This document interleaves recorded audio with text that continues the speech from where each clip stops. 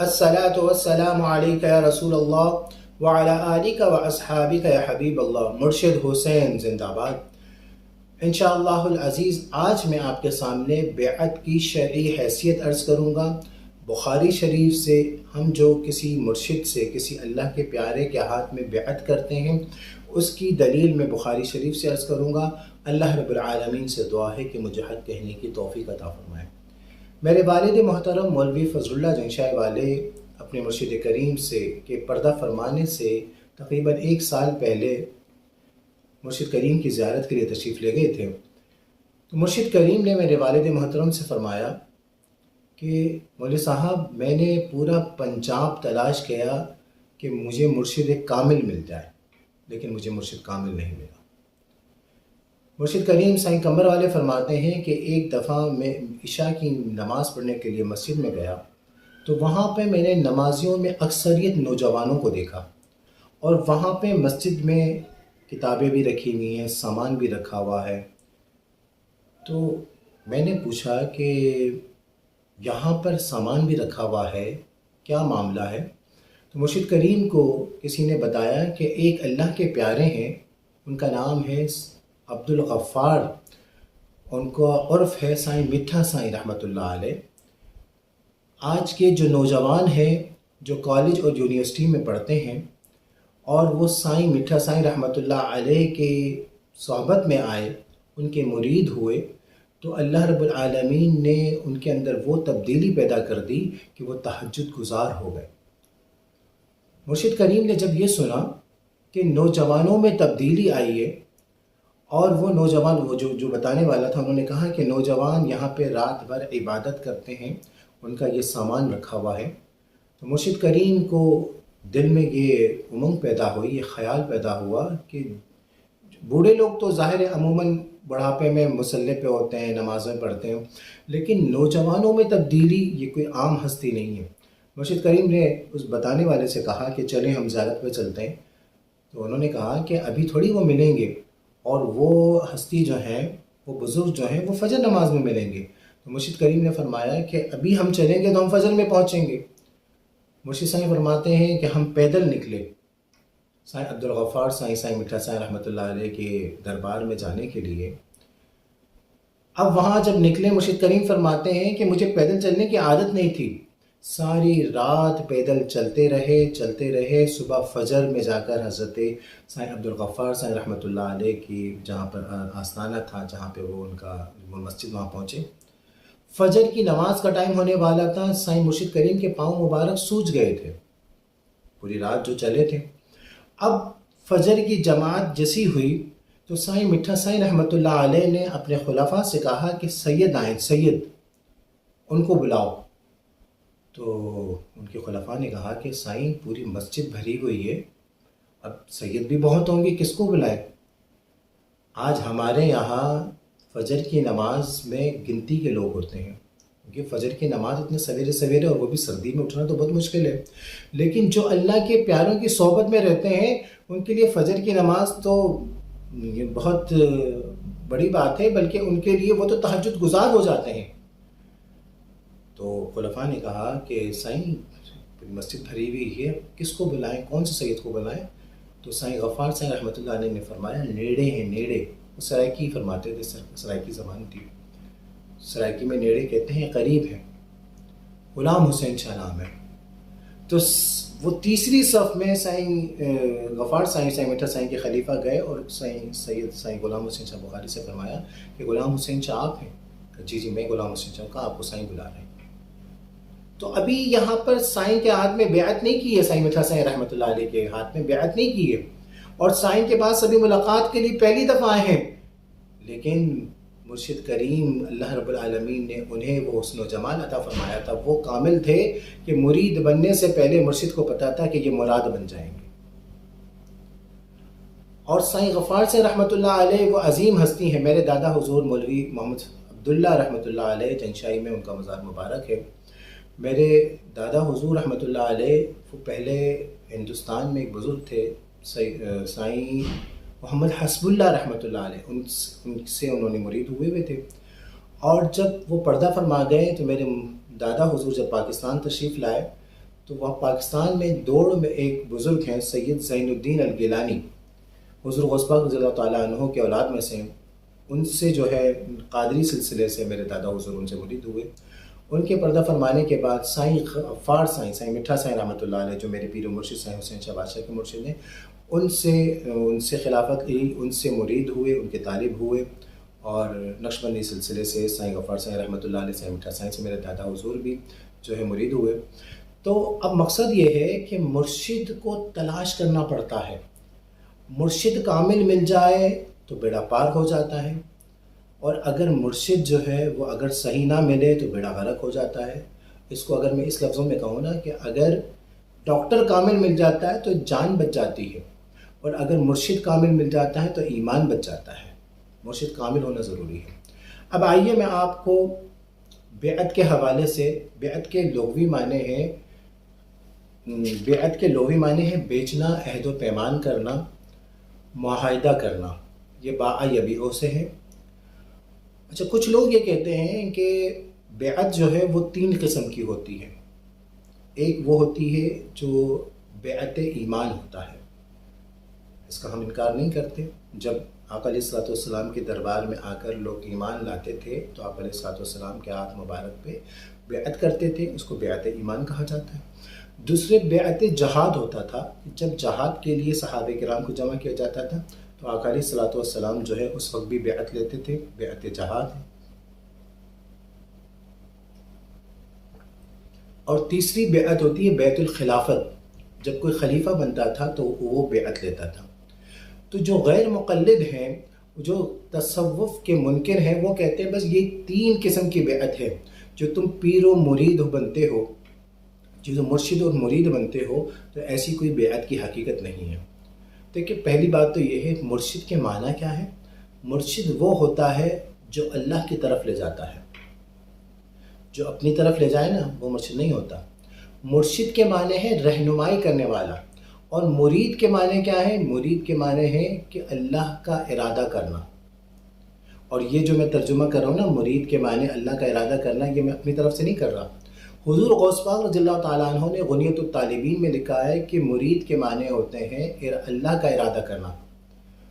مرشد وہ ہوتا ہے جو اللہ کی طرف رہنمائی کرنے والا ہو، جو اللہ کی طرف لے جائے۔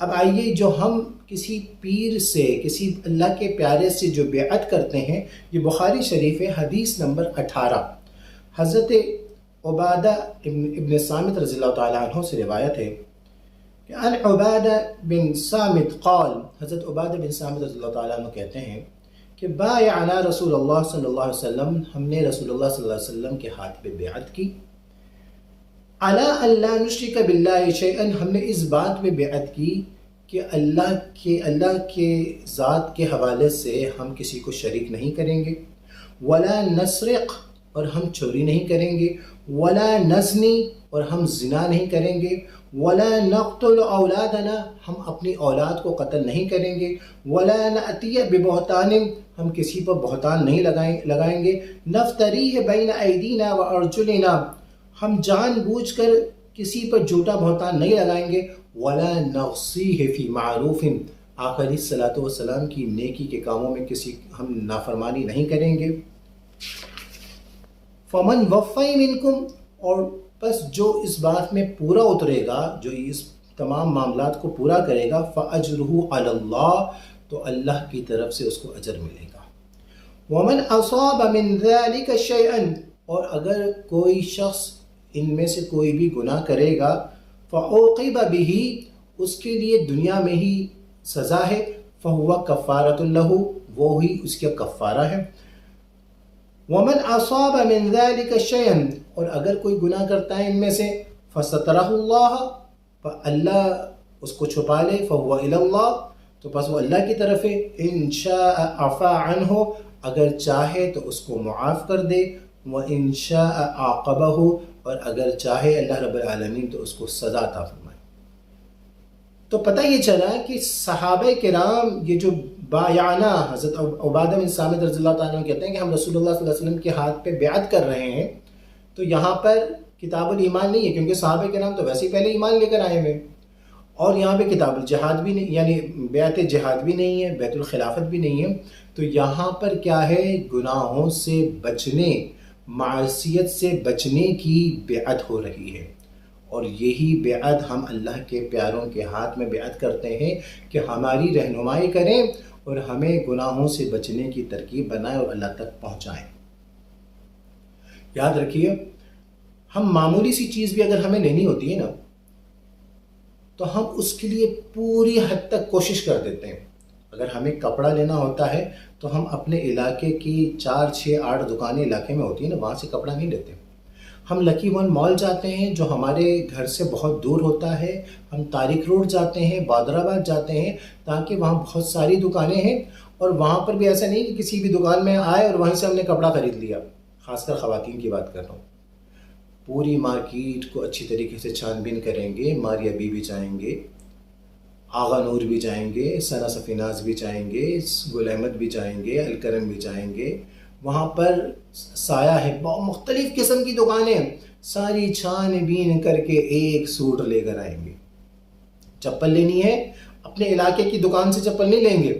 مارکیٹ میں جا کر انگلش بوٹ ہاؤس ہو گیا، بالیز ہوگی، چیز ہوگی، پتہ نہیں کون کون سی دکانوں میں جا کر، اسٹائل ہو گیا، وہاں سے جا کر ایک جوتی لینی ہوگی. وہ بھی ہم چھان بین کر کے پوری کوشش کر کے، چاہے جتنی گرمی ہو، جتنی سردی ہو، جتنا رش ہو، ہم نے جا کر چھان بین کر کے. اگر ہم نے گاڑی بائک لینی ہے، کار لینی ہے، تو ہم کئی مہینے پہلے مشورے شروع کر دیتے ہیں، پوری حد تک چھان بین کرتے ہیں.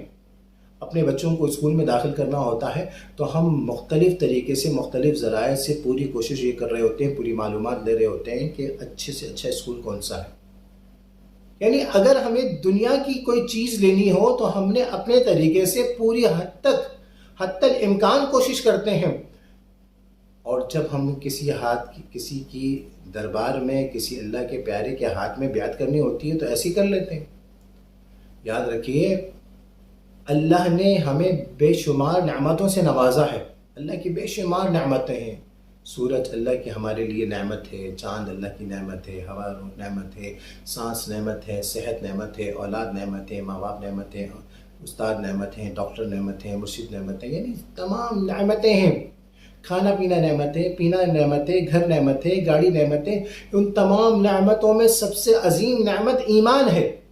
دنیا میں سب سے عظیم نعمت ایمان ہے. اور میں ابھی عرض کر رہا تھا کہ اگر کامل ڈاکٹر نہ ہو تو جان چلی جاتی ہے، اور کامل مرشد نہ ہو تو ایمان چلا جاتا ہے. مرشد کریم کو کامل مرشد ملے تو انہوں نے ان کے اندر جو کوالٹیز تھی، ان کے اندر وہ نکھار سنوار کر وہ چمکا دیا کہ الحمدللہ پوری دنیا میں سائن کے ہزاروں لاکھوں نہیں کروڑوں مرید ہیں. ان کروڑوں مریدین میں سے کتنے اللہ رب العالمین کی انسانوں کو، مسلمانوں کو فیضیاب کر رہے ہیں. یہ کیا ہے کہ مرشد کامل کو مرشد کامل ملا. تو یاد رکھیے کہ ہمیں یہ چاہیے کہ جب ہم اگر کسی کے ہاتھ میں بیعت کریں تو ہم ان کی بھی چھان بین کریں، ہم اللہ کے کامل کی بھی تلاش میں اپنے حد تک امکان کوشش کریں. ہم ان کے ساتھ رہ کر، ہم ابھی بیعت کرنے سے پہلے ہم ان کے ساتھ رہیں. کیونکہ بہت سے ایسے لوگ ہیں جو لوگوں کے سامنے جلوت میں تو وہ حاجی ثناء اللہ بنے ہوئے ہوتے ہیں، بڑے متقی پرہیزگار بنے ہوئے ہوتے ہیں، لیکن جب اپنی نجی محفل میں ہوتے ہیں یا اپنے گھر میں ہوتے ہیں یا اپنے خلوت میں ہوتے ہیں تو وہ سب کچھ کر رہے ہوتے ہیں جو ایک گناہ گار سیاہکار کر رہا ہوتا ہے.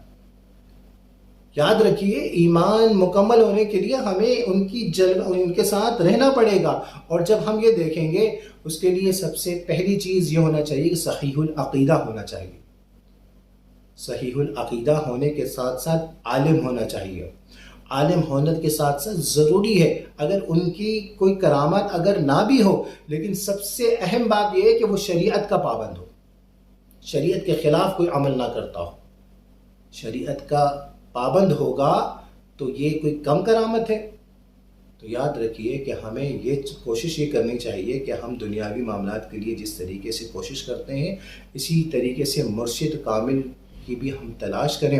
اور ایک بات میں ضرور عرض کروں گا، اگر اللہ کے کرم سے اگر ہماری کوشش، کیونکہ ڈھونڈنے سے خدا بھی مل جاتا ہے، تو یہ ڈھونڈنے سے خدا ملنے کا کیا مقصد ہے کہ ہمیں رہنمائی، ہمیں مرشد کامل ملے گا تو خدا ملے گا. اور یاد رکھیے مرشد اگر اللہ کے کرم سے ہمیں کامل مل گیا اور الحمدللہ ہمیں ملا، تو یاد رکھیے اگر وہ دنیا سے پردہ فرما جاتے ہیں تو میں عموماً یہ عرض کروں گا کہ ان کی اولاد جو سجادہ نشین ہیں، گدی نشین ہیں، ان کے حوالے سے بھی تسلی ضروری ہے۔ حسب نسب سے خالی کام نہیں ہوتا، ہمیں یہ دیکھنا ہے کہ وہ شریعت کے پابند ہیں، وہ تقوی پرہیزگار ہیں، وہ عالم دین ہیں، وہ صحیح العقیدہ ہیں، ان کا جلوت اور خلوت، ان کی سوچ، ان کی گمان، ان کے معاملات اللہ اس کے رسول اللہ صلی اللہ علیہ وسلم تک پہنچانے کی وہ کوالٹی رکھتے ہیں، تو پھر ہمیں ان کی اولاد پر حسب اور نسب کو جو سجادہ نشین ہے ان کے ہاتھ پر بھی بیعت کرنا چاہیے۔ اور الحمدللہ اللہ کے کروڑوں احسان ہے کہ ہمارے مرشد کریم کے صاحبزادے سایہ عطا اللہ شاہ بخاری رحمۃ اللہ علیہ بھی کامل و اکمل ہیں۔ تو اللہ رب العالمین سے دعا ہے کہ ہمیں ان پیاروں کی فیض و برکات تا حیات ہماری اولاد میں بھی ہمارے